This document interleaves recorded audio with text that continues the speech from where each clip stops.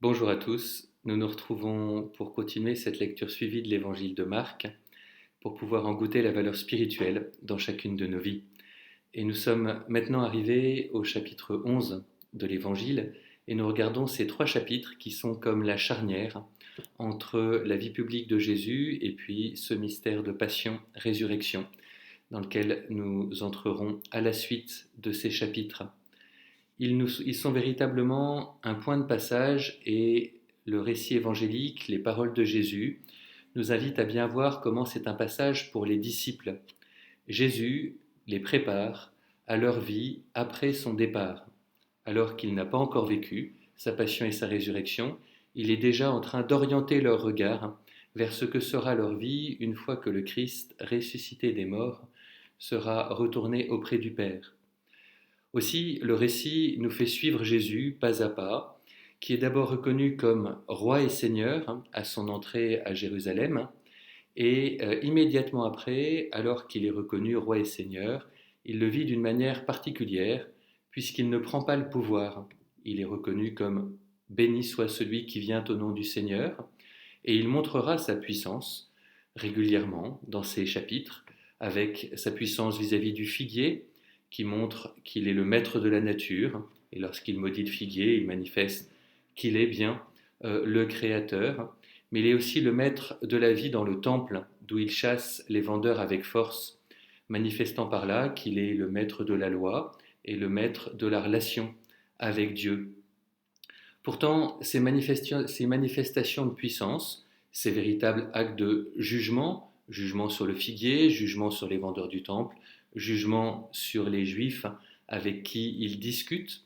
ces jugements sont d'abord référés à un temps nouveau qu'il annonce, et l'horizon s'ouvre avec un regard sur le temps d'après la passion et la résurrection.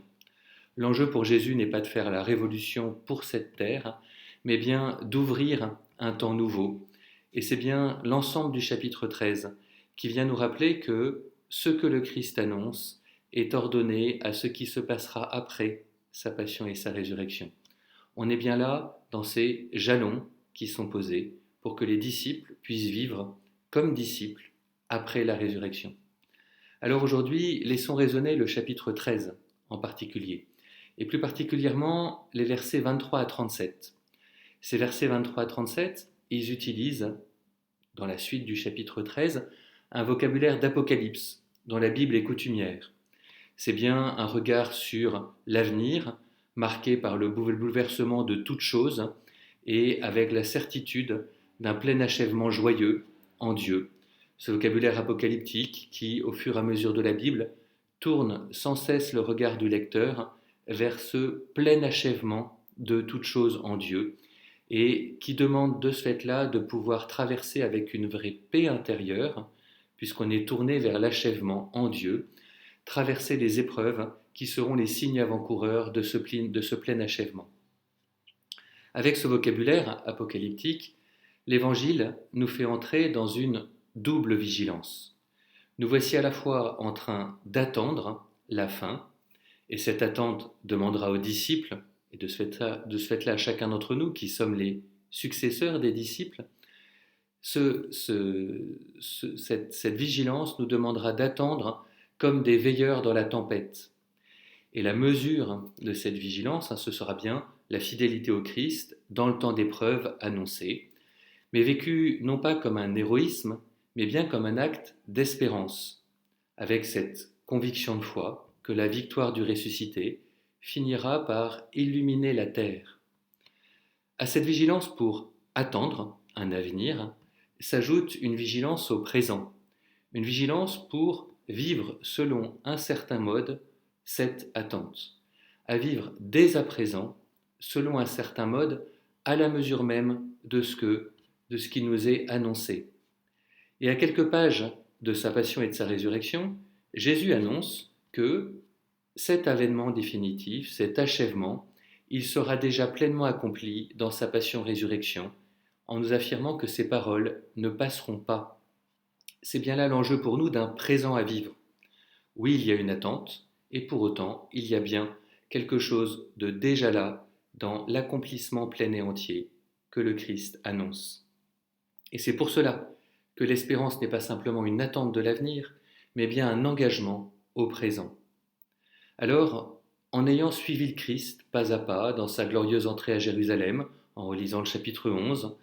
en le voyant et l'entendant disputer avec les Juifs et chasser avec violence les vendeurs du temple, dans le chapitre 12, nous sommes maintenant dans ce chapitre 13 invités à l'écouter pour nous exhorter à cette double vigilance. Vigilance qui se traduira par une persévérance dans l'épreuve, fondée sur l'attente du plein accomplissement en Dieu, vigilance au présent qui se manifestera par une charité pour Dieu et le prochain au présent, car c'est bien son commandement au présent qui nous donne dans le chapitre 12. Écoute Israël, le Seigneur notre Dieu est l'unique, tu aimeras le Seigneur ton Dieu de tout ton cœur et ton prochain comme toi-même. Alors en entrant dans cette dynamique qui nous fait suivre le Christ reconnu comme roi, puissant, et qui vient s'effacer, qui nous invite de ce fait-là à un mode de vie, une veille au présent, avec cette flamme de l'espérance qui nous fait regarder plus loin que le temps d'épreuve, nous sommes invités à laisser l'Évangile interroger nos vies. Et je vous propose vraiment de les interroger, de laisser cette parole de Dieu interroger nos existences dans le plus concret de notre vie, avec ces deux questions. Comment l'espérance chrétienne de cette victoire définitive du ressuscité qui est à venir et qui désormais est notre horizon,